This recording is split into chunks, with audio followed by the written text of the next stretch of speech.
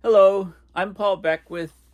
I just took a 1 hour course on taking videos with the iPhone and iMovie basic editing, so I may end up experimenting with some beginner edits on some of my videos, but may not. I don't know. I'll see what you guys think. Maybe let me know in the comments.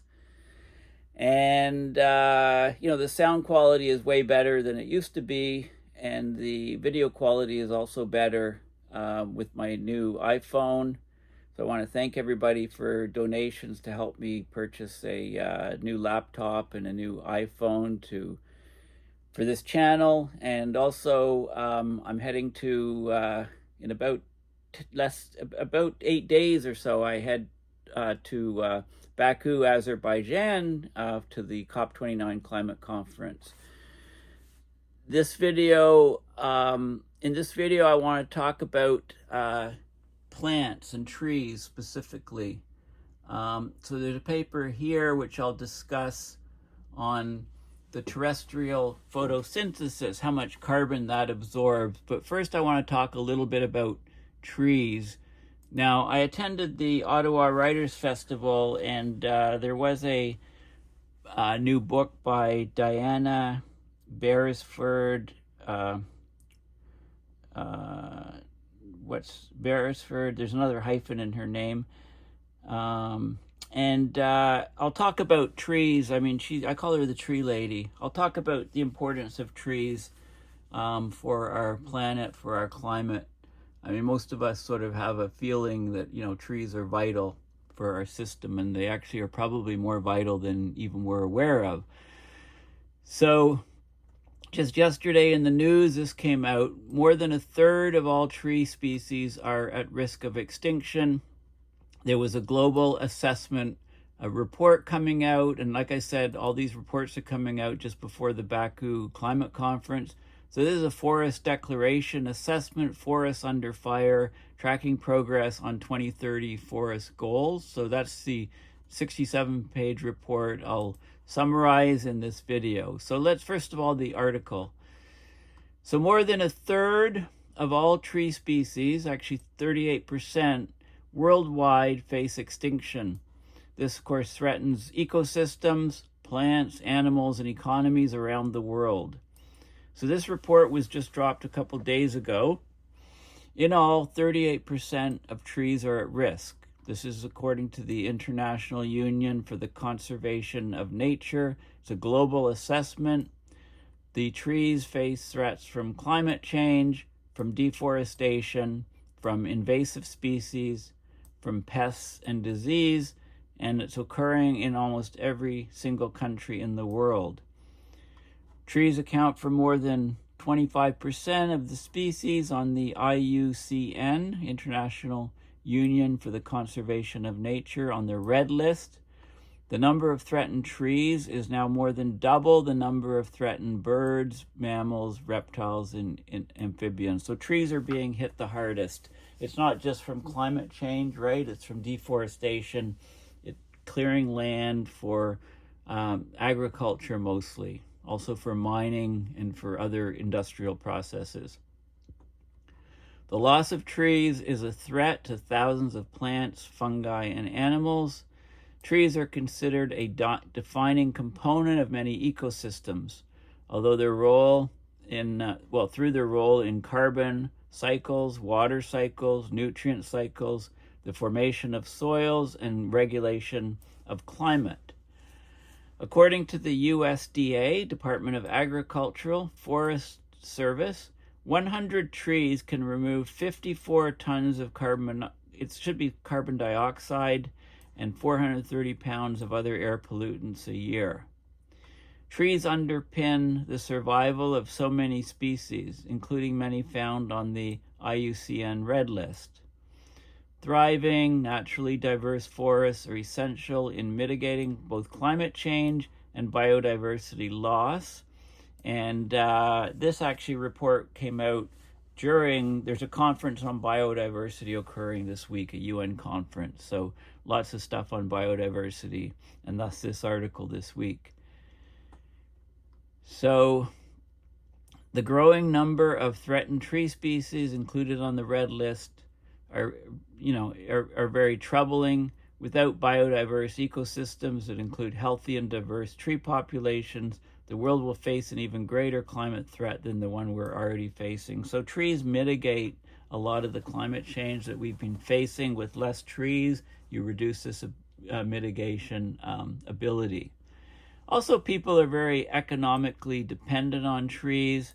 More than 5,000 of the tree species on the red list, the IUCN red list for endangered species, are used for timber and construction. Over 2,000 species are used for medicines, food, and fuels. So back in 2021, believe it was at a conference for biodiversity, world leaders representing more than 85% of the world's forests pledged to end deforestation by 2030. Last year, 6.37 million hectares, or 15.7 million acres of forest, were permanently lost around the world, according to the Forest Declaration Assessment, which just came out this week. So we're a third of the way through this decade, more than a third of the way, and we barely made a dent in curbing deforestation, and the target is 2030. There was a 2022 assessment of tree species native to the contiguous U.S., and that found that 11 to 16% of species are threatened with extinction. The greatest threats are invasive pests and diseases, and these things are getting worse and worse as the planet warms with climate change. So there's more than 1,000 tree experts that put together this global assessment report. Trees are seen as an easy fix to climate change, and trees are planted everywhere, but you have to plant the right trees in the right places. The way reforestation is done needs to be greatly improved, diversifying the species and including threatened ones in tree planting schemes. Okay, so this is a crisis. Okay, so let's have a look at the report, Forests Under Fire. But before I do that, because it's a long report, I did want to bring up this article that, this article just came out recently, and it says that plant CO2 uptake is about a third higher than we thought previously. So the latest global estimates show that the plants are actually doing a lot more than we even thought they were doing before. So plants the world over, they're absorbing about 31% more carbon dioxide than we previously thought, according to this. Now, this is just one assessment, one paper, and it's in Nature. Basically, they have a novel way of trying to estimate how much CO2 is being absorbed by forests. And the amount of CO2 removed from the atmosphere via photosynthesis from plants that are growing on land is known as Terrestrial Gross Primary Production, or GPP. It's the largest carbon exchange between the land and the atmosphere on the planet, and it's cited in petagrams of carbon per year. 1 petagram equals 1 billion metric tons, which is about the amount of CO2 emitted each year from 282 million gas-powered passenger vehicles. Okay, so this team of scientists, and it was supported by the Department of Energy's Oak Ridge National Laboratory in the U.S., they assessed that the global primary productivity from the land was 157 petagrams of carbon per year. About 40 years ago, the best estimate, which has been used a lot since then, is 120 petagrams. So it's actually 157 is the most recent measurements and data instead of 120. It's not that it's gone up. It hasn't gone up, but the estimates are tightened up, and it's better than we thought. Okay, and it's in this paper, Terrestrial Photosynthesis Inferred from Plant Carbonyl Sulfide Uptake. So they're using the chemical compound OCS, or carbonyl sulfide. It moves from, this chemical moves from the air into the leaf chloroplast, where the photosynthesis occurs. This is the factories, if you like, inside the plant cells that carry out photosynthesis. And they quantified the photosynthetic activity by tracking the OCS, this compound. It follows the same path through a leaf as the CO2. It's closely related to photosynthesis. It allows us to track and measure it easier than measuring the CO2 movement. So it's a proxy for photosynthesis at the plant and leaf levels, and it shows they think they have a better estimate of the GPP from this study. But it needs to be, of course, duplicated in many other studies. The original estimate, okay, so figuring out how much CO2 plants fix each year, so how much CO2 they break down in their leaves in photosynthesis and become part of the plant growth, that's a conundrum that scientists have been working on for a long time. The original estimate of 120 petagrams per year was established in the 1980s, and it's stuck up until now. So now we have a better estimate, 157 petagrams. Okay, so this is actually an important paper. Now, unfortunately, I couldn't get the whole paper. It's behind a paywall, but let's have a look at the paper abstract. So, terrestrial photosynthesis inferred from plant carbonyl sulfide uptake. And again, this isn't showing that this isn't an increase in what the plants are actually doing. This is an increase in the understanding of our data in pinning down the amount of carbon that is removed from the air on land by plants using a different method. So terrestrial photosynthesis, or GPP, gross primary production, it's the largest carbon flux in the biosphere, but its global magnitude and the spatio-temporal, so how it changes in space and time, the dynamics remain uncertain. The global annual mean GPP is historically thought to be about 120 petagrams per year. But this new study shows that it's actually about 30 to 50 petagrams per year higher. So there's other studies that have used other methods, so looking at oxygen 18 isotopes, looking at soil respiration, these sort of things showed a higher number. And here they use the carbonyl sulfide, which is a tracer for CO2 diffusion from the surrounding ambient air to the leaf chloroplast through the leaf stomata of the leaf, the holes in the leaf where the CO2 and water goes, and the mesophyll layers in the leaf. And they demonstrated that the diffusion throughout the leaf was important to quantify how things changed in space and time.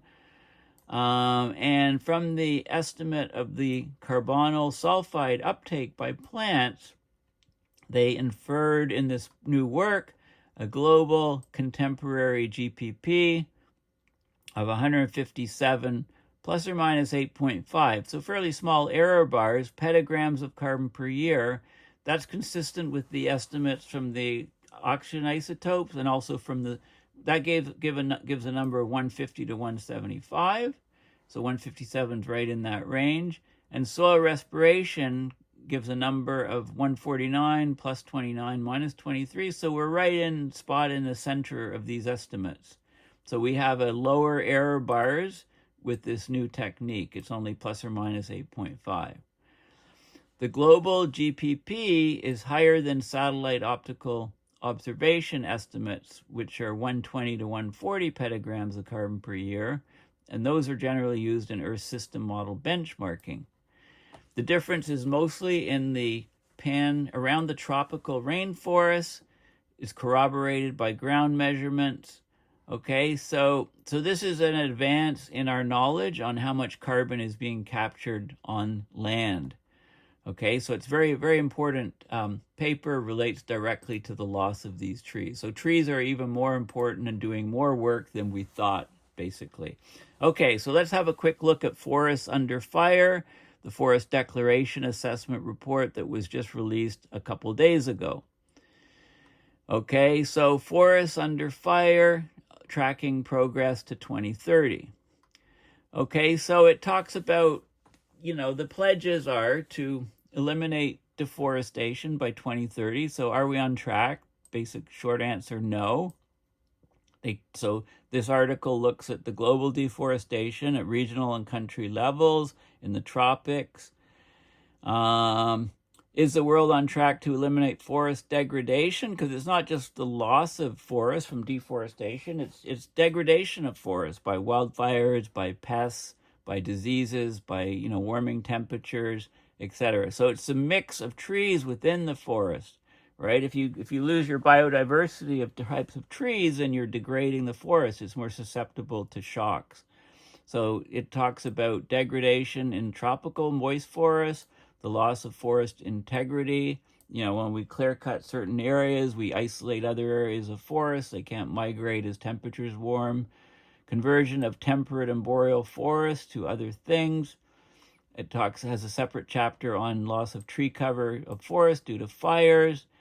Is the world on track to restore 30% of degraded and deforested landscapes by 2030? The short answer is no. We're going the wrong direction. Are we making progress on protecting and conserving biodiversity in forests? Well, the short answer is no. There's some forests that are key. They're in these so-called key biodiversity areas, both globally and regionally, and we need to protect those at all costs. So not all forests are created equal. Some are really pulling their weight in terms of biodiversity and in terms of carbon capture. So nature loss and climate change are among the most pressing challenges facing humanity. Right? Forests are essential. They provide over 1.6 billion people. That's a fifth of the population on the planet, with timber, fuel, food, jobs, and shelter. They're home to 80% of terrestrial plant and animal species. They're crucial for regulating the water cycles, the hydrological cycles, and promoting food security. Of course, they store vast amounts of carbon, sequester carbon, remove carbon from the atmosphere. They regulate and stabilize the global climate. Yet forests continue to face widespread and persistent human-driven threats around the world. This is one of the simplest things that we can do. Stop destroying our forests and create new forests, afforestation, stop deforestation.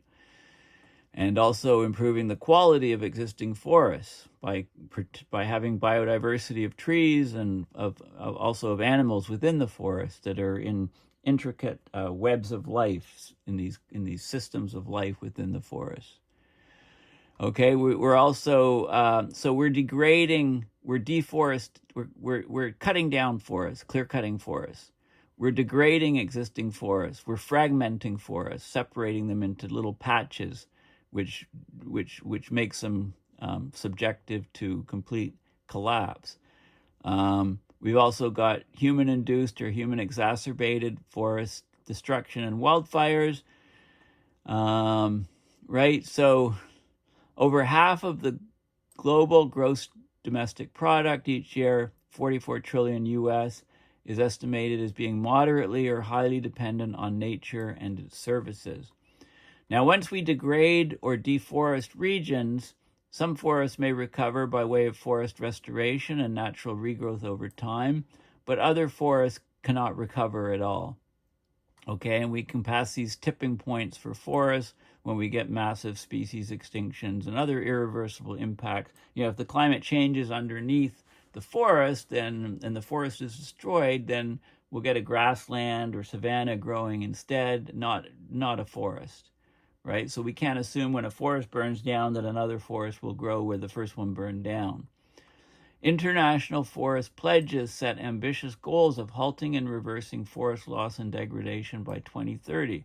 So we had the New York Declaration on Forests in 2014, Glasgow, that was the COP Leaders Declaration in 2021, first global stock take on forests in 2023. They've been adopted by nearly all countries, hundreds of companies, civil society organizations, indigenous peoples organizations, but we haven't been acting on these things.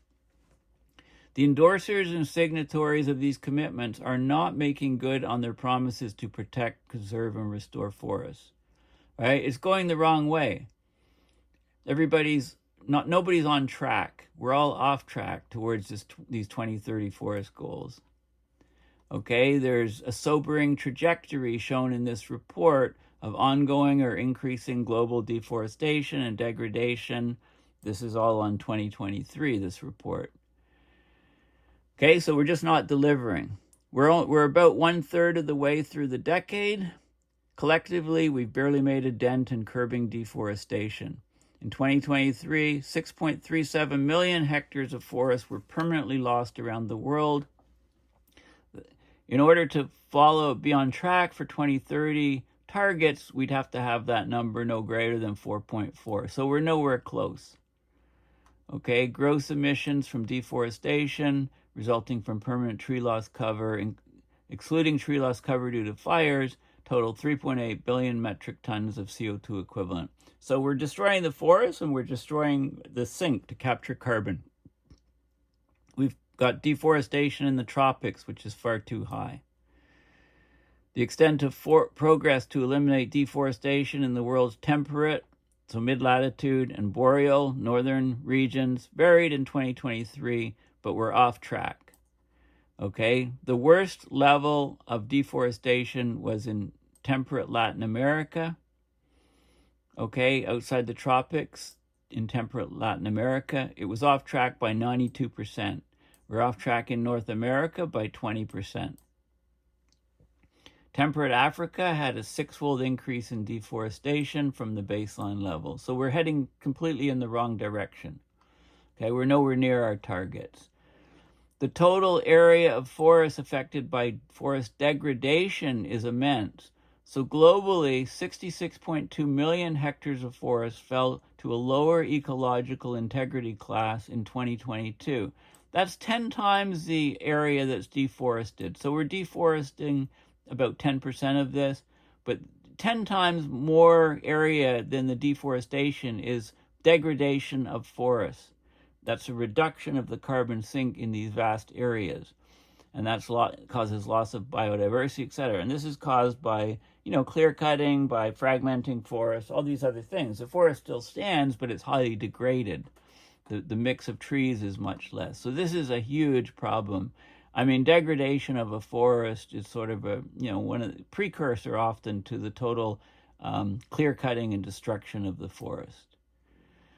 Okay, so, and there's not transparency, there's inconsistent monitoring of restoration efforts, so that's all hindering process.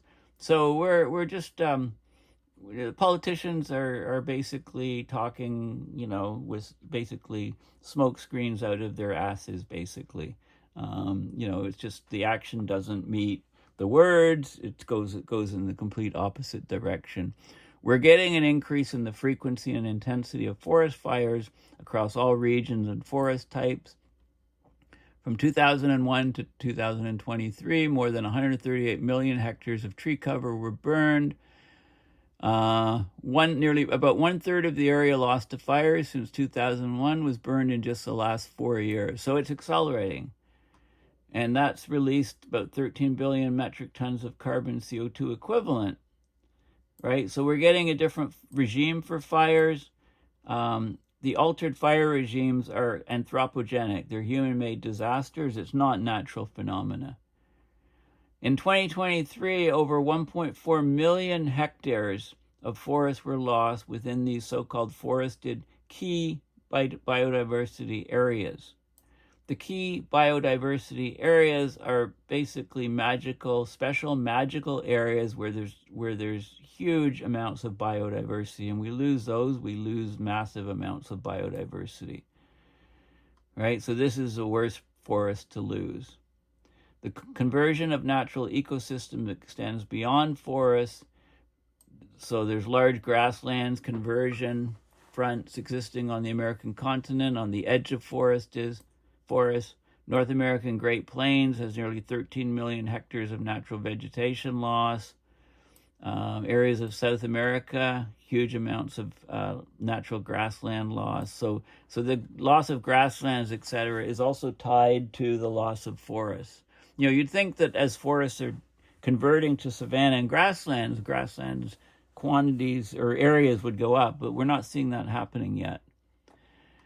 So there's lots of recommendations on what government should do. I'm not going to go into those. Most of those are just common sense, and we're just not doing them. It's just speak talk. So the world is off track to eliminate deforestation by 2030. So these are good graphics, good illustrations. 6.3 million hectares of deforestation in 2023 exceeded by 45% the amount of deforestation that would have kept the world on track to eliminate deforestation in 2030. That number would be 4.4. So we're 45% higher than that.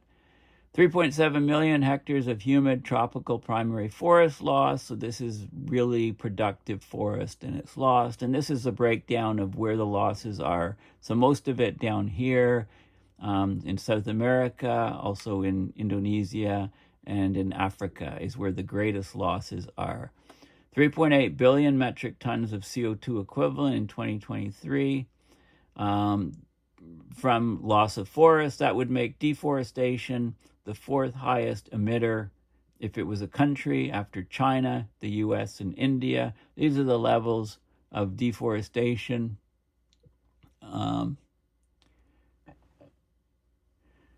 Okay, the total area of forests affected, like forest degradation, we think the loss, the deforestation is high enough, but 10 times higher than that is the areas of forests that are degraded.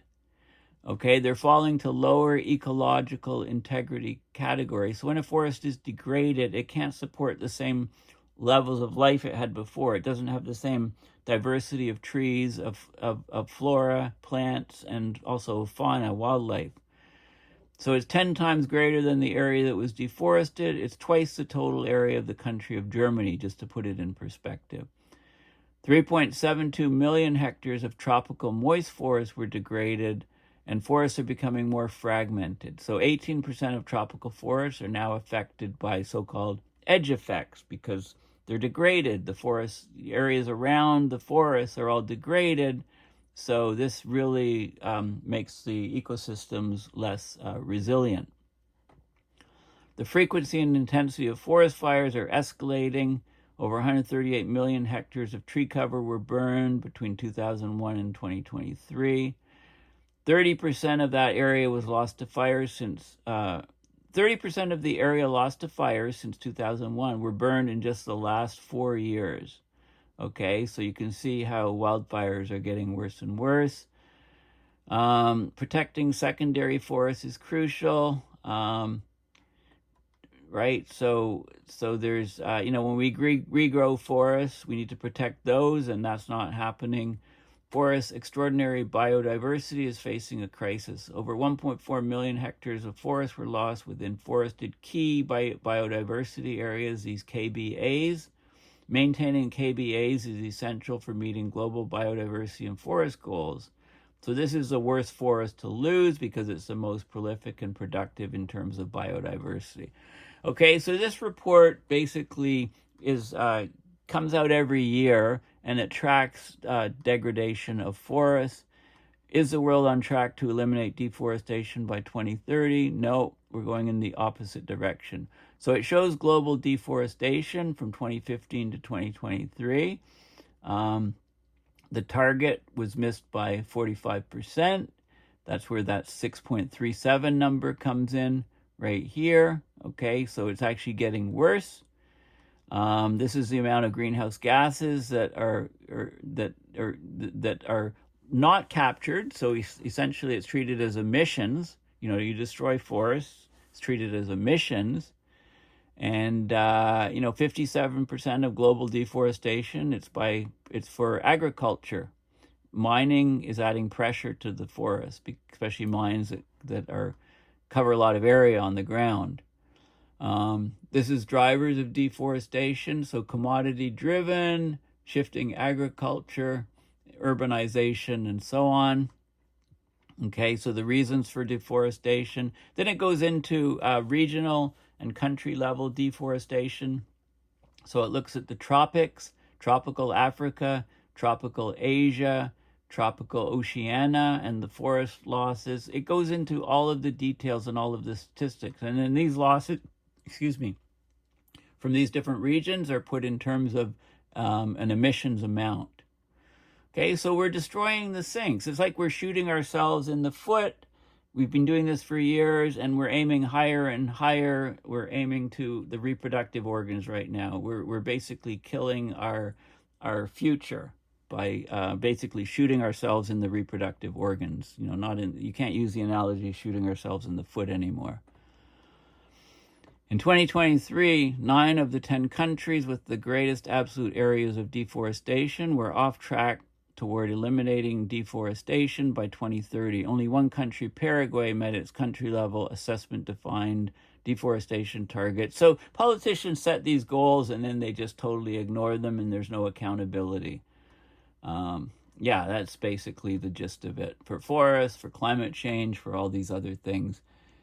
And it talks about the countries that have most drastically decreased deforestation compared to the baseline. There are some countries, but they're not huge chunks of the pie. Temperate and boreal deforestation, it compares them. So boreal, more northern forests, and temperate, sort of mid-latitude forests. It talks about tropical or near tropical forests and the huge increase in losses. So it goes into all of the different geographical regions and different countries, and losses of primary forests, secondary forests, etc. Is the world on track to eliminate forest degradation? Well, forest degradation covers an area of forest 10 times larger than the actual forest deforestation region. So, you know, it's worse, right? So then it divides it into the tropics, into different regions, and global forest integrity. So this is the overall. In 2022, according to the Forest Landscape Integrity Index, 62.6 million hectares of forest were degraded to lower integrity categories. That's about 10 times the area deforested worldwide. Right? So this is really hard. So the forests are basically still there, but they're degrading. They're on their way to death. I mean, what are we going to do? Take out every forest on this planet and then collapse completely? Like is there no intelligence in running and operating this planet? I think the answer is becoming very clear. You know, we're completely destroying our planet.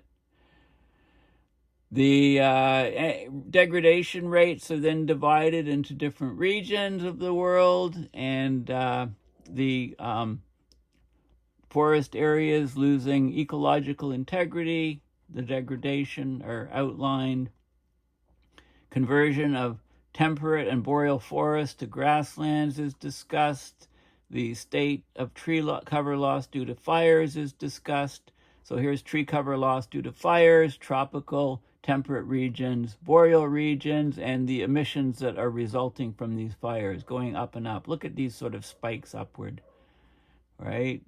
Things are rapidly degrading. Humid tropical forest loss from fires, right? Showing the great increase, the trends, right? So it's all going the right direction. Is the world on track to restore 30% of degraded and deforested landscapes by 2030? No, it could be a very short report. You could ask this question and say no, ask all the other questions, say no, and that would be the end of the report. It would be less than a page. But all the details are put here. So this is country pledges on forestation and what they've actually done, their progress towards meeting their pledges in charts and in graphs, and forest growth. Regrowth of moist forests, tropical forests, etc. Right, logging, different types of tree species, carbon capture, right? Everything's in here. Everything you want to know about trees, but we're afraid to ask, you can come to this report, hot off the presses, and you can see, is the world making progress on protecting and conserving biodiversity in forests?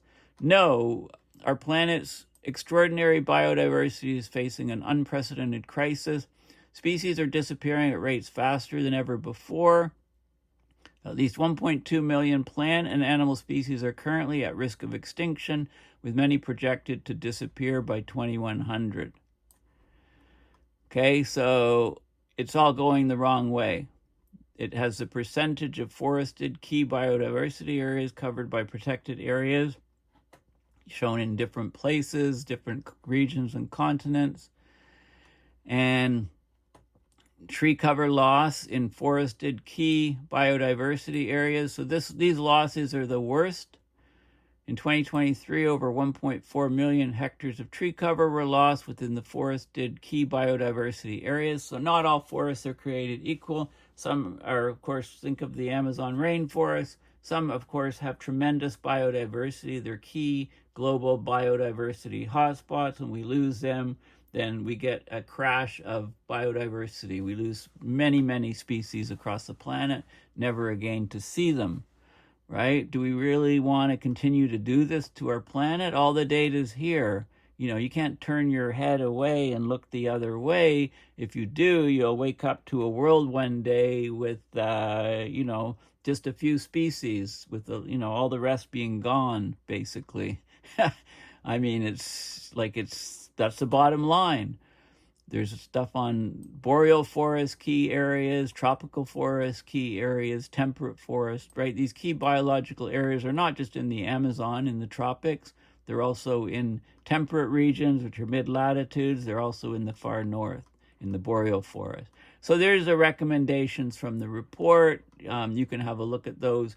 Heavily referenced and documented, a very, very key paper, very, very important paper. And it's come out of the Conference on Biodiversity. We can't continue the deforestation and the degradation of forests that we're doing right now. It has to be halted for human survival on this planet. That's the bottom line. Thanks for listening. Please consider donating to my PayPal at paulbeckwith.net to support my research and videos. And also, please consider going to my GoFundMe to donate to support my to help defray the costs of my airfare and my accommodations and travel expenses to go to the UN Climate Conference in Baku, Azerbaijan, and I'll be leaving for this conference in about 8 days or so. So thanks for listening. Please share these videos. The most important thing you can do is try to share these videos. Get friends and people to subscribe that aren't subscribing. And let me know in the comments if I polish up my videos and put a footer header, maybe add music, maybe add bells and whistles, if that's going to make any difference. I would not do that at the expense of the number of videos I produce. So if it's going to take me a long time to do this sort of thing, I'll just go back to my raw videos, filming and uploading. People are used to it. It's just perhaps, a new subscriber, a new person coming on, watching my video for the first time.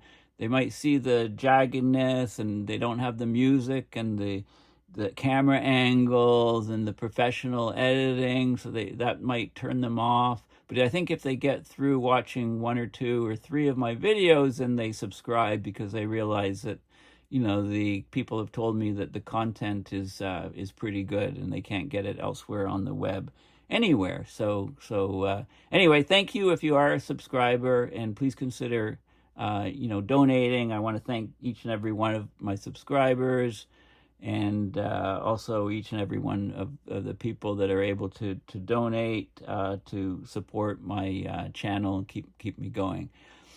And I'll be doing loads of stuff over the next month, especially when I'm at the climate conference, because I'll be trying to keep up day to day on all the stuff I do, so that when I come back, I don't have a huge backlog of stuff to post, etc., which is what has happened at some of the other COPs that I've attended. Anyway, thanks for listening, and bye for now.